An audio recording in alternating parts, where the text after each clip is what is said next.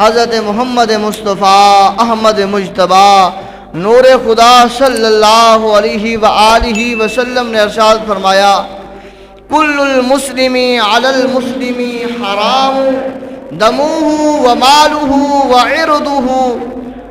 ہر مسلمان پر دوسرے مسلمان کا خون، مال اور عزت حرام ہے۔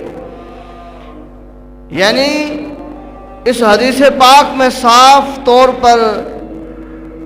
ظاہر ہے کہ مسلمان کو چاہیے مسلمان کے جان و مال اور اس کی عزت و آبرو کی حفاظت کرے۔ یہ مسلمان